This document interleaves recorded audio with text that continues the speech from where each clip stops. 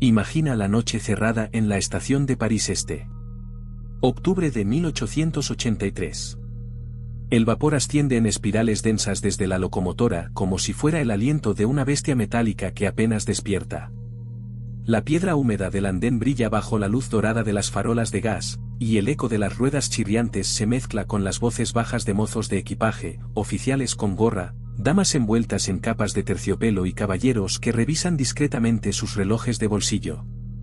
En el corazón de esa escena de otro tiempo, brilla un nombre, como grabado en oro sobre la carrocería azul noche, Orient Express. Lo que iba a ponerse en marcha no era solo un tren. Era una idea, un manifiesto sobre raíles. El sueño de un joven belga de nombre George Nagelmakers, que tras un viaje a los Estados Unidos había quedado fascinado con los coches cama del sistema Pullman. Pero Nagelmakers no quería copiar. Quería reinventar. Él imaginaba un convoy que cruzara Europa como un hotel de 5 estrellas, sin renunciar a la comodidad, al lujo ni al arte del buen vivir. Un hotel sin dirección postal. Un hotel que se moviera. Después de años de negociaciones con gobiernos, ferrocarriles nacionales y diplomáticos, consiguió lo imposible, conectar París con Constantinopla a través de una línea única, continua, privada, internacional. Nacía así, el Orient Express. El 4 de octubre de 1883, 40 pasajeros subieron a bordo. Algunos eran diplomáticos en misión oficial, otros aristócratas europeos, y también había comerciantes, periodistas y aventureros que, por primera vez, no iban a cruzar el continente en incómodas diligencias o vagones de tercera, sino envueltos en la calidez de un camarote privado, rodeados de espejos biselados, cortinas gruesas y lámparas tenues que oscilaban con el traqueteo. Aquel primer viaje cubrió casi 3.000 kilómetros, atravesando Francia, Alemania, Austria, Hungría, Rumanía, finalmente, Turquía. El trayecto tardó 2 días y 20 horas en completarse. El mundo no volvería a ser el mismo. En el vagón-restaurante se servían ostras frescas, turbots al champán, chaudfroid de caza, acompañados por vinos borgoñeses y sorbetes de frutas traídos en hielo desde París. La vajilla era de Limoges, los cubiertos de plata, y los manteles de lino belga. El servicio estaba a la altura de un palacio. Y lo más asombroso, todo esto sucedía mientras el tren se deslizaba suavemente por los campos y montañas de Europa Central, avanzando noche y día, cruzando imperios como si fueran provincias. No era solo un tren. Era una declaración de intenciones, el viaje podía ser el destino. Y en ese viaje se mezclaban Oriente y Occidente, cristianos y musulmanes, reyes y comerciantes, poetas y espías. Porque a bordo del Orient Express, la historia no solo pasaba por las ventanas, se sentaba en la mesa, se recostaba en las literas, susurraba en los pasillos alfombrados. Aquel primer tren aún tenía limitaciones. Los coches eran de madera reforzada, la iluminación funcionaba con gas de carburo, y la calefacción se lograba con estufas colocadas en cada vagón. No existía aún el confort mecánico del siglo XX, pero nada de eso importaba. Lo que había nacido no era solo una conexión ferroviaria, era un símbolo. Un mito en movimiento. Y como todo mito verdadero, apenas había comenzado a escribirse. Porque los rieles no se detienen. Porque lo que en 1883 era aún frágil y experimental, pronto evolucionaría. Y cuando el acero sustituyó a la madera, el tren dejó de ser una promesa para convertirse en una leyenda. Con el paso del siglo XIX al XX, Europa comenzó a cambiar su ritmo. Las ciudades se electrificaban, los motores sustituían a los caballos y el mundo, cada vez más veloz, pedía trenes más resistentes, más seguros, más cómodos. El Orient Express, aquel hotel rodante nacido entre faroles de gas y maderas nobles, no podía quedarse atrás. Las primeras décadas del siglo XX fueron el laboratorio del futuro. Y la Compañía Internacional de los Wagons Leeds, lejos de conformarse con su prestigio, inició una transformación profunda. Era el momento de reemplazar el roble, el nogal y el bronce por materiales más resistentes, el acero, el vidrio, el cuero barnizado. La elegancia ya no sería solo estética. Ahora debía ser también estructural. Así, en 1929, apareció el modelo que marcaría un antes y un después, el coche cama serie LX. A simple vista, estos vagones eran una obra de arte. Pero si uno se detenía en los detalles, descubría que eran también una hazaña de la ingeniería. Medían 23 metros con 45 centímetros de largo, una longitud imponente para la época, 2,85 metros de ancho y 4 metros de altura. Cada uno pesaba más de 53 toneladas y estaba montado sobre bogies Pennsylvania PP, especialmente diseñados para absorber las vibraciones del movimiento y suavizar el traqueteo. De hecho, el avance era tan fino que muchos pasajeros aseguraban que en el LX se duerme mejor que en casa. Cada coche contaba con 10 compartimentos individuales, aunque algunos podían convertirse en cabinas dobles.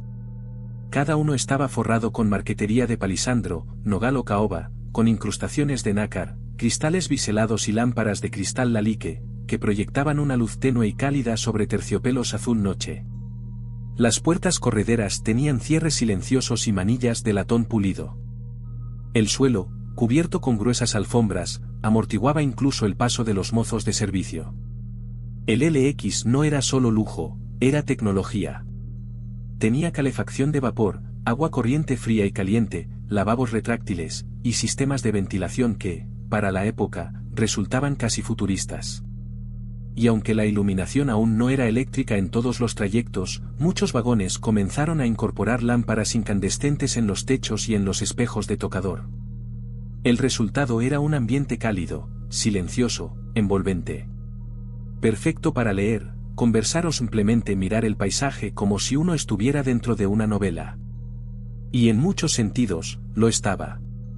Porque para 1930, viajar en el Orient Express no era solo un privilegio, era una declaración de clase, un ritual social. Diplomáticos en misión, artistas con vidas secretas, nobles en decadencia, millonarios sin patria fija, agentes dobles y escritores en busca de inspiración compartían el mismo vagón. El tren se había convertido en un microcosmos de Europa. Un pasillo estrecho donde se cruzaban el lujo, el poder y el misterio. Los destinos seguían siendo los mismos: París, Milán, Venecia, Viena, Budapest, Bucarest, Estambul. Pero la experiencia se había transformado. Ya no se trataba solo de unir dos puntos en el mapa, sino de deslizarse por el tiempo. Cada estación era una frontera cultural, cada desayuno servido en una mesa con vistas al Danubio era un cuadro en movimiento. El Orient Express, reforzado ahora en acero y cubierto de elegancia, se había convertido en el tren más glamuroso del mundo. Pero aún faltaba su gran bautismo de fuego. Porque cuando todo parecía perfecto, una tormenta inesperada pondría a prueba tanto al acero como al alma de este convoy.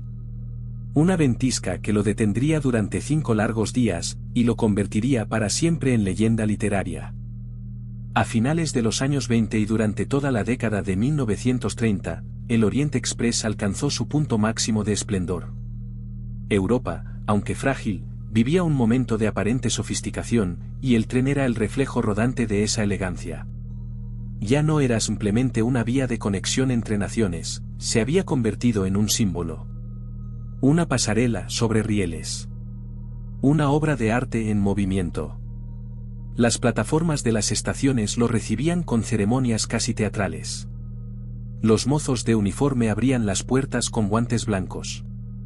Las alfombras se desenrollaban en los andenes como si el tren no llegara, sino que descendiera de una nube. Al caer la noche, los vagones brillaban desde dentro con luces tenues, como faroles flotantes en la oscuridad. En sus salones viajó lo más selecto de la sociedad de entreguerras. Realeza del norte de Europa, diplomáticos otomanos, magnates petroleros rusos, actrices francesas que huían del escándalo, músicos, escritores, y también, claro, aquellos que preferían no ser reconocidos. Algunos llevaban pasaportes falsos, otros, identidades múltiples. Porque si el tren ofrecía discreción, también ofrecía anonimato. Y eso, en aquella Europa convulsa, valía más que el champán. El ambiente a bordo era una mezcla exquisita de refinamiento y tensión contenida. Las copas tintineaban con el vaivén del vagón mientras se hablaba en francés, italiano, alemán, inglés y árabe. El tren era multilingüe, multicultural y, en cierto modo, misterioso. Porque nunca se sabía exactamente quién se sentaba al otro lado de la mesa del restaurante. Era fácil enamorarse, traicionar, negociar o desaparecer entre sus pasillos alfombrados. Y sin embargo, por muy impecable que fuera su diseño, el Orient Express aún debía enfrentarse a un enemigo natural, el clima. A principios de 1929, cuando Europa sufría uno de los inviernos más duros del siglo XX, una ventisca inesperada sorprendió al tren cerca de Çerkezköy, en la región oriental de Tracia, Turquía. La nieve cayó sin descanso durante días, sepultando por completo la vía. El tren quedó inmovilizado, atrapado entre montañas blancas. A bordo viajaban decenas de pasajeros que no tardaron en descubrir que la calefacción comenzaba a fallar, que los víveres escaseaban, y que las comunicaciones estaban cortadas. Durante 5 días enteros, los viajeros permanecieron aislados, atrapados entre el lujo congelado y el silencio absoluto. La tripulación, con una disciplina admirable, racionó el alimento y el vino, organizó rondas de limpieza y mantenimiento, y cavó túneles a mano a través de la nieve, buscando contacto con algún pueblo cercano. Algunos pasajeros colaboraron, otros entraron en pánico, y más de uno tomó nota de los rostros de todos los presentes, por si no salían de allí. Entre los pasajeros, o al menos entre quienes conocieron bien esa historia, estaba una mujer británica de rostro sereno y mirada aguda, Agatha Christie. Fue precisamente ese episodio, con su aislamiento, sus personajes variopintos y su tensión latente, el que inspiró a la escritora para crear una de sus obras más famosas, Asesinato en el Orient Express, publicada en 1934. En la novela, un tren de lujo queda atrapado por la nieve. Uno de los pasajeros aparece asesinado. Todos los demás tienen algo que ocultar. La historia capturó la esencia del tren mejor que cualquier crónica, su aislamiento, su ambigüedad moral, su capacidad de convertirse en escenario para la verdad o la mentira. Y con ella, el Orient Express dejó de ser solo un medio de transporte.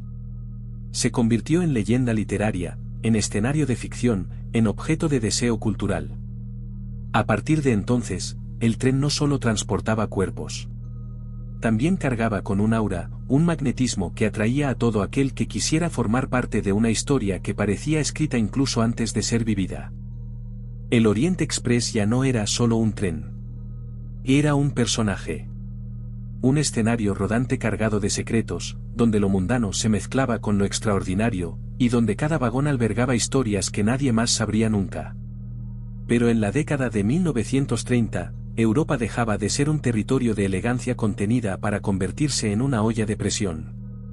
Con el ascenso de los totalitarismos y el inicio de la Segunda Guerra Mundial, las rutas ferroviarias del continente comenzaron a fragmentarse. El Orient Express, con su espíritu cosmopolita y su trazado internacional, era visto por algunos gobiernos como un lujo prescindible, o incluso como una amenaza. Aún así, siguió circulando durante un tiempo, aunque con rutas alteradas y bajo estrictas medidas de control. Había tramos que cambiaban cada semana, vagones inspeccionados por militares y pasajeros cuya identidad debía ser revisada más de una vez durante el trayecto. En esos años, el tren perdió parte de su resplandor, pero no su importancia. Se convirtió en herramienta diplomática, vía de escape y corredor para misiones discretas.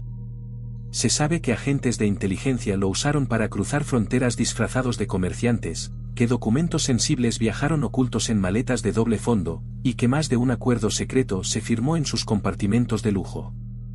El Orient Express, incluso en la guerra, siguió siendo un vehículo de poder. Tras el fin del conflicto en 1945, Europa quedó dividida no solo en escombros, sino en ideologías. La Guerra Fría trazó una nueva frontera invisible que también afectó a los trenes. Algunas rutas hacia el este se volvieron problemáticas o directamente imposibles. Los viajes se acortaron, se multiplicaron las paradas de control, y muchos tramos del itinerario original dejaron de operarse con continuidad. A pesar de todo, el nombre Orient Express sobrevivió. La marca seguía siendo sinónimo de prestigio, aunque cada vez más desconectada de la realidad ferroviaria de posguerra. La Compañía Internacional de los Wagons Leeds, enfrentada a un continente empobrecido y a sistemas ferroviarios nacionalizados, hizo lo que pudo por mantener vivo el mito. Se crearon variantes del servicio, como el simplón Orient Express o el Alberg Orient Express, pero ya no eran lo mismo. El romanticismo empezaba a oxidarse. Y entonces llegó el golpe definitivo, El avión. La expansión de la aviación comercial en los años 50, 60 y especialmente en los 70, redujo los trayectos internacionales a unas pocas horas. Volar de París a Estambul pasó de ser un viaje épico a una cuestión de eficiencia, rápido, barato, práctico. El tren, con sus largas noches, paradas técnicas y tarifas elevadas, comenzó a parecer una reliquia de otro siglo. El 19 de mayo de 1977, el Orient Express realizó su último trayecto regular entre París y Estambul. No hubo fanfarria ni discursos oficiales. Solo un grupo de entusiastas, ferroviarios veteranos y algunos nostálgicos que sabían que estaban asistiendo al final de una era. El convoy se detuvo en silencio, como si el mismo tren comprendiera que había llegado al final de su historia.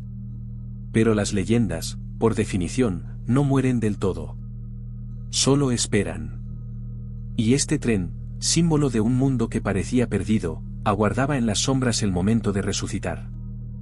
Durante casi un siglo, el Orient Express fue sinónimo de elegancia, misterio y distinción. Pero tras su despedida silenciosa en 1977, parecía condenado al olvido. Los viejos coches quedaron apartados en almacenes ferroviarios, oxidados, sin ventanas, con las cortinas deshilachadas y el polvo cubriendo la marquetería que una vez brilló bajo lámparas Lalique. Parecía el final de una historia gloriosa. Y sin embargo, toda leyenda merece un segundo acto. Aquel acto comenzó con un estadounidense excéntrico y visionario, James Sherwood, empresario naviero con gusto por lo clásico. En 1977, el mismo año en que el último Orient Express oficial dejó de circular, Sherwood asistió a una subasta organizada por la SNCF, donde se ofrecían varios coches abandonados, entre ellos varios LX originales de los años 20 y 30. Muchos los veían como chatarra. Él los vio como joyas ocultas. Sherwood no compró solo uno. Adquirió 2 coches al principio, pero no tardó en reunir 18. Su idea era clara, no revivir el Orient Express como servicio ferroviario público, sino transformarlo en una experiencia privada, exclusiva, atemporal. Un crucero sobre raíles, donde el lujo no fuera un guiño al pasado, sino una forma de vivir el presente. Así nació, en 1982, el Venice Simplon Orient Express, también conocido como VSOE.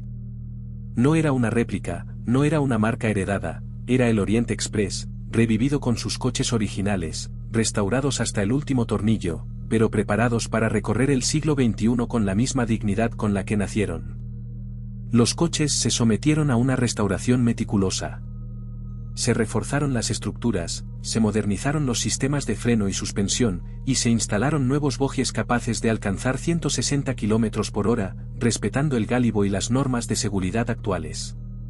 Se añadió aire acondicionado invisible, insonorización, calefacción moderna y aislamiento térmico. Todo sin alterar ni un milímetro el diseño estético original. Porque, según Sherwood, la historia no se reescribe, se conserva. Los interiores resplandecían otra vez, terciopelos restaurados, paneles de madera tallada a mano, lámparas de época, alfombras gruesas tejidas especialmente para cada vagón.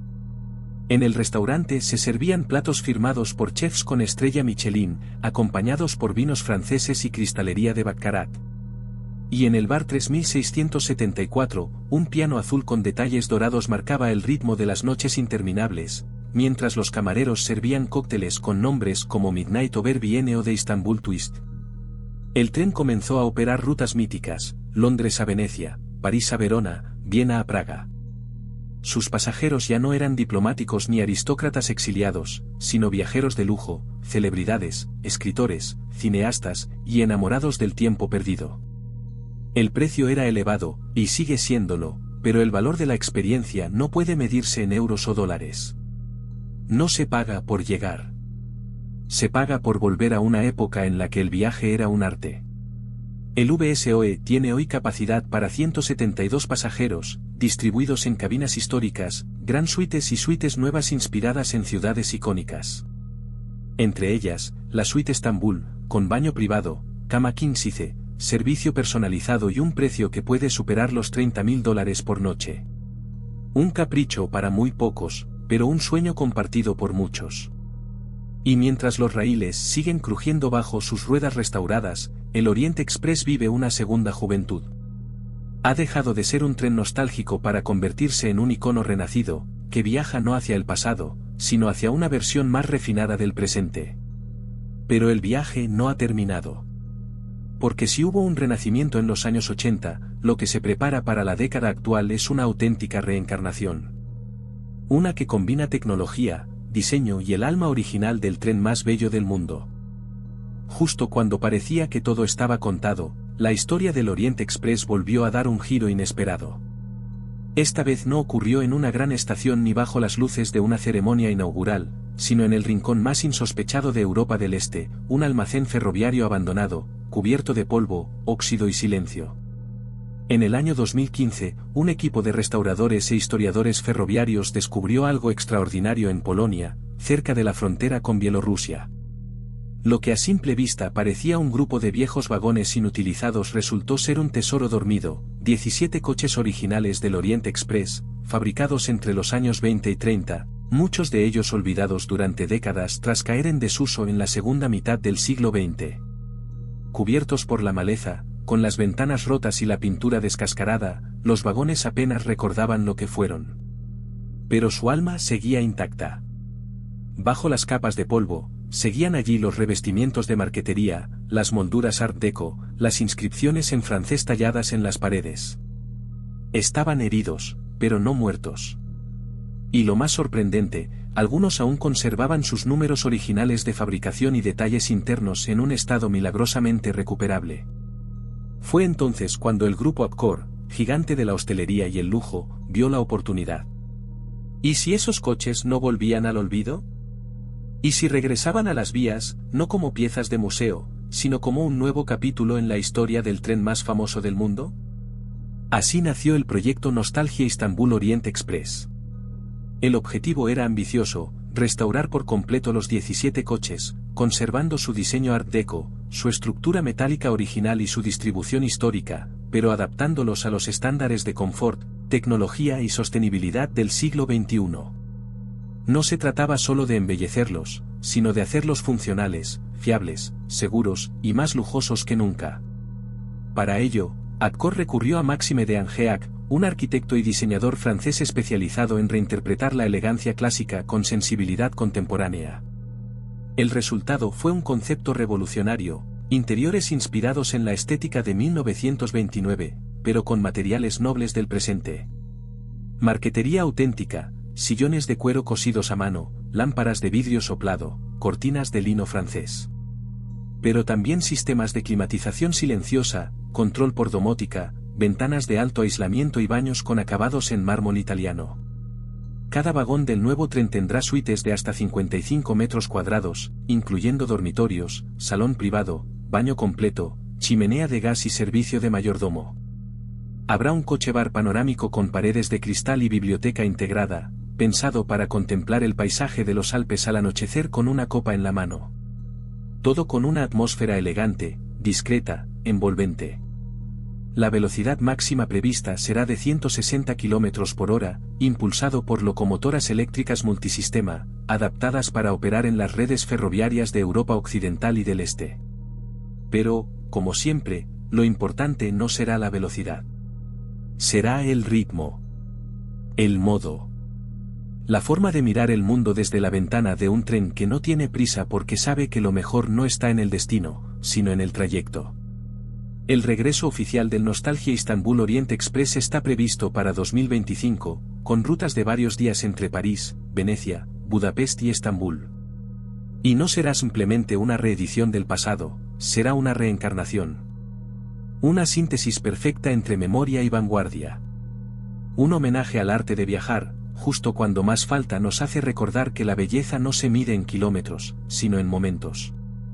Así, más de 140 años después de su primer silbato, el Oriente Express volverá a recorrer Europa con la elegancia de siempre. Y con una nueva generación de pasajeros dispuestos a soñar sobre rieles. El Oriente Express del siglo XXI no se limita a recrear el pasado. Lo interpreta. Lo redibuja con la sensibilidad de quien conoce el valor de la historia, pero no tiene miedo de mejorarla. El proyecto Nostalgia Istambul Orient Express, previsto para 2025, no es una simple restauración, es una reimaginación radical. Una propuesta que toma los códigos del lujo clásico y los traduce al lenguaje del presente. Cada uno de los 17 coches rescatados ha sido desmontado pieza por pieza y reconstruido con precisión quirúrgica. La estructura original, fabricada en acero remachado, ha sido reforzada con materiales aislantes, fibra acústica, paneles térmicos y sistemas de ventilación invisible. Se han respetado los perfiles y proporciones, pero se ha ganado en eficiencia energética, sostenibilidad y resistencia. Donde antes había calderas de carbón, ahora hay climatización controlada por sensores. Donde hubo lámparas de gas, ahora hay iluminación regulable por domótica, con luces cálidas que siguen el ritmo del día o la preferencia del pasajero. Los vagones de pasajeros albergarán suites de entre 25 y 55 metros cuadrados, diseñadas como pequeños apartamentos de lujo sobre raíles. Algunas tendrán dormitorios con camas king size, otras incluirán un salón privado con sofás de lino y escritorio de marquetería. Los baños estarán acabados en piedra natural, con duchas tipo lluvia, grifería de latón cepillado y amenities de marcas exclusivas. Y un detalle que cautivará al viajero moderno, chimeneas de gas con efecto visual, para crear un ambiente íntimo, cálido, silencioso, incluso cuando el tren cruce la estepa bajo una tormenta. En el corazón del convoy se ubicará el coche bar panorámico, sin duda una de las joyas del rediseño. Imagina una estructura acristalada, envolvente, con paneles de espejo envejecido, estanterías de madera y una barra central iluminada desde abajo. Allí, el pasajero podrá leer, escribir, escuchar música en vivo o simplemente contemplar los Alpes, los bosques húngaros o el Danubio al atardecer mientras saborea una copa de coñac. Este coche incluirá también una biblioteca de autor, un rincón de lectura cuidadosamente curado, con primeras ediciones, ensayos sobre historia del ferrocarril y novelas que han inmortalizado al tren, desde Agatha Christie hasta Graham Greene. Los colores elegidos son ricos pero sobrios, verdes musgo, azul petróleo, dorados antiguos, cremas cálidos y negro piano. Las texturas juegan un papel fundamental, terciopelos gruesos en las cortinas, cuero envejecido en los respaldos, parquet macizo bajo los pies. Todo está pensado para que el pasajero no solo viaje, sino sienta. Sienta el roce del siglo XX en cada manilla, el reflejo del arte deco en cada rincón, y al mismo tiempo, la calma tecnológica de un espacio controlado con un solo gesto de la mano. Y aunque la velocidad del tren será limitada a 160 km por hora, no hay ninguna intención de ir más rápido. Al contrario, todo está diseñado para frenar el tiempo. Para volver a una cadencia que ya no se encuentra en los aeropuertos ni en los hoteles ni en los viajes express. Aquí no se trata de llegar antes, sino de estar más presente. De dejarse mecer por el traqueteo suave de los rieles y el silencio interior que solo se encuentra cuando uno apaga el mundo y abre la ventana. La experiencia a bordo del nuevo Orient Express no será simplemente lujosa. Será sensorial, simbólica, profunda. Porque no estará hecha solo de comodidades, sino de rituales, despertar con el aroma de café servido en porcelana artesanal, escribir una postal en papel con membrete dorado, vestirse de gala para la cena en el vagón restaurante, observar la noche pasar con una copa de vino mientras el tren se convierte en sombra. En un mundo que corre cada vez más, este tren quiere hacer justo lo contrario, invitar a detenerse, a mirar, a recordar cómo se sentía viajar cuando viajar aún era una forma de arte. Pero incluso rodeados de lujo, historia y diseño, ¿quiénes serán los pasajeros de esta nueva era del Orient Express? ¿Y qué historias llevarán consigo? ¿Quién viaja realmente en el Orient Express? Desde su primer viaje en 1883, el tren ha sido más que un medio de transporte. Ha sido un escenario. Y como en todo gran escenario, lo que lo define no es solo su escenografía, sino los personajes que lo habitan. Durante su edad dorada, los pasajeros del Orient Express eran figuras sacadas de un reparto de novela, reyes y princesas europeas que huían de matrimonios forzados, diplomáticos en misión secreta, espías disfrazados de comerciantes, empresarios textiles de Manchester, banqueros vieneses, damas francesas que llevaban más perfume que equipaje, y caballeros árabes que hablaban 5 idiomas y no confiaban en ninguno. Pero no todos eran nombres conocidos. También había viajeros anónimos, almas errantes que encontraban en el tren un refugio, Escritores en crisis creativa, músicos en ruta a ciudades extranjeras, herederos que querían escapar de sus apellidos, mujeres que se reinventaban con cada frontera cruzada. Cada compartimento guardaba un secreto. Cada cena podía ser la última o la primera de una nueva vida. Porque ese era, y sigue siendo, el poder del Orient Express, transforma. Uno sube al tren como quien entra a una novela. Hay algo en el crujir de las maderas, en la tibieza de los asientos, en el modo en que la luz cae sobre las cortinas pesadas, que provoca una especie de distensión profunda. Como si uno pudiera, por fin, desarmar la armadura y dejar que el viaje le atraviese de verdad. Los pasajeros modernos no son tan distintos. Aunque el perfil ha cambiado, ya no son aristócratas, sino viajeros exigentes, curiosos, románticos, muchos de ellos jóvenes profesionales o parejas en busca de experiencias únicas, la esencia sigue viva. Hoy se sube al Orient Express quien quiere algo más que desplazarse. Se sube quien desea ser parte de algo. Para algunos, es cumplir un sueño largamente postergado. Para otros, una celebración íntima, una petición de mano en la Gran Suite Estambul o el brindis final de un aniversario. Hay quienes viajan con la única intención de escribir, de pensar, de mirar por la ventana sin que nadie los moleste. Y también los hay que no saben muy bien por qué lo hacen, hasta que se ven a sí mismos en el espejo de un vagón, cambiados. Como si el tren les hubiera revelado algo de ellos mismos que ni sabían que llevaban. Y está el silencio. Porque el Orient Express tiene una forma especial de hablar a sus pasajeros, no con palabras, sino con susurros. Con el rumor de las ruedas, con el tañido de la porcelana en la mesa, con la brisa que entra por una ventana entreabierta al cruzar los Balcanes. Es un lenguaje que no necesita traducción. Solo disposición. A bordo, el tiempo se disuelve. Los móviles se guardan, las señales se pierden, y el reloj deja de importar. Lo que queda es el presente, lento y hermoso. Uno empieza a medir el día no en horas, sino en sonidos, el golpe leve de la puerta corrediza, el tintinear del hielo en un vaso, el giro del pomo al entrar en la suite. Y cuando uno se baja del tren, en Venecia, en Estambul, en Praga, lo hace distinto. Porque ha aprendido que el viaje no es solo lo que se ve por la ventana, sino lo que se transforma adentro. Que hay algo poderoso en dejarse llevar por la ruta, en no controlar el ritmo, en no saber exactamente en qué país se despierta al día siguiente. Que viajar puede ser, otra vez, un acto íntimo, casi espiritual. El Orient Express no te lleva de un punto A a un punto B. Te lleva a otra versión de ti. Una que viaja más despacio, que respira más hondo, que recuerda mejor. Y eso, más que los lujos, más que el precio, más que la fama. Es lo que lo convierte, aún hoy, en el tren más bello del mundo. Hay trenes que se detienen.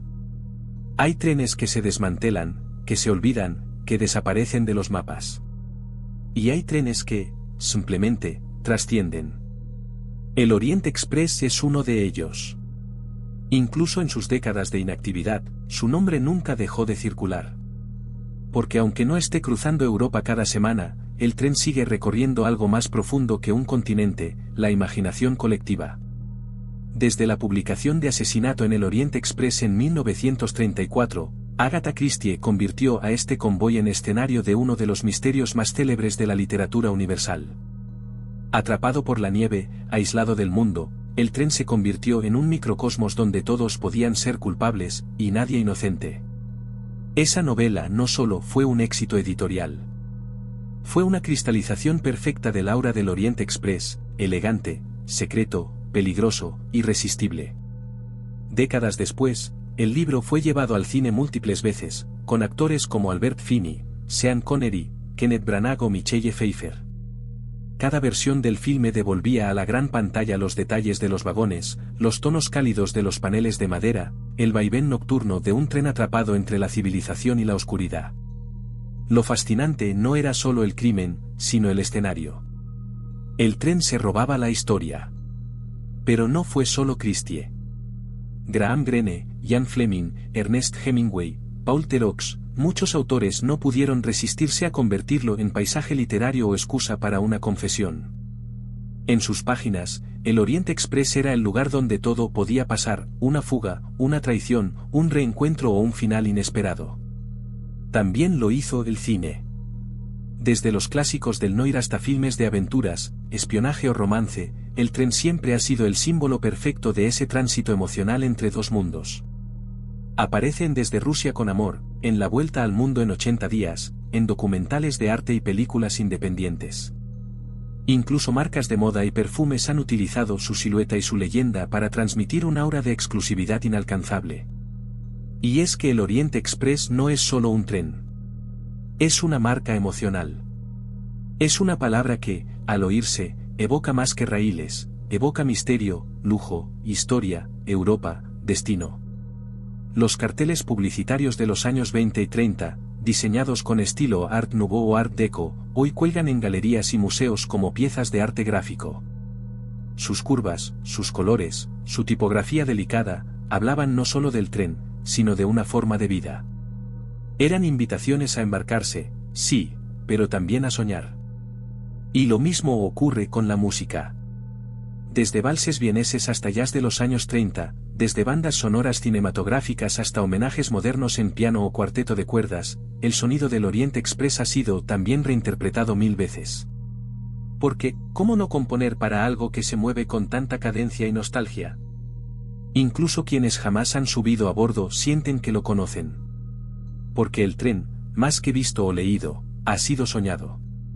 Porque todos, en algún rincón de nuestra mente, hemos deseado ese viaje, subir a un vagón de terciopelo, cerrar la puerta tras nosotros, y dejar que el mundo pase mientras nos perdemos en el traqueteo de lo desconocido. El Oriente Express ha dejado de ser solo acero y ruedas. Es símbolo. Es escenario. Es leyenda. Y como toda leyenda viva, sigue creciendo. Aún hoy, en cada postal con su silueta, en cada película donde su nombre aparece, en cada libro que lo menciona, el tren sigue rodando. No sobre los raíles, sino en la memoria de todos los que alguna vez han querido viajar más allá de los mapas. Y así, llega el momento de mirar hacia adelante. De preguntarnos qué queda por vivir. Y si aún hay un lugar para el sueño en un mundo que ya lo ha visto casi todo. Hay viajes que se recuerdan.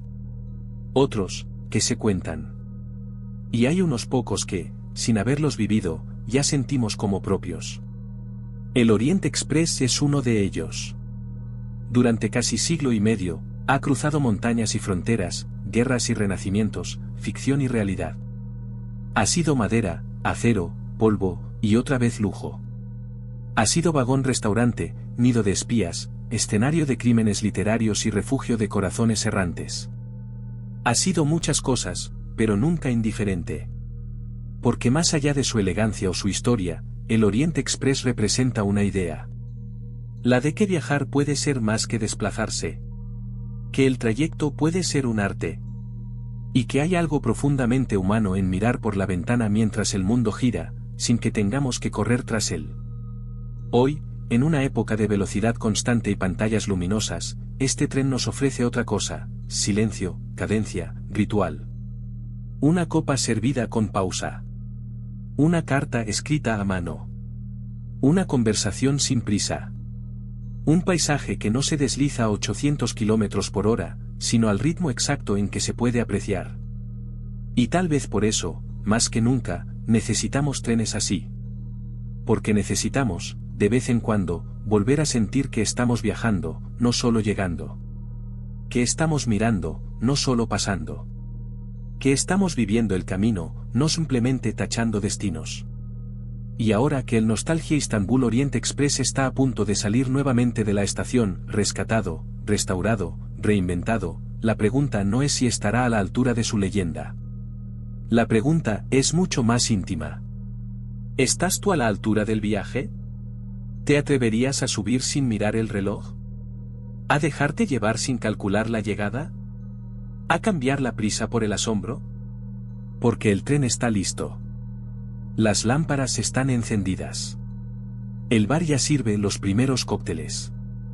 Y los rieles, antiguos y sabios, siguen firmes, esperando al próximo viajero. El Oriente Express no se ha detenido. Solo ha aprendido a moverse en otro plano. Y ahora, más que nunca, te espera. Fin del trayecto. Inicio del sueño.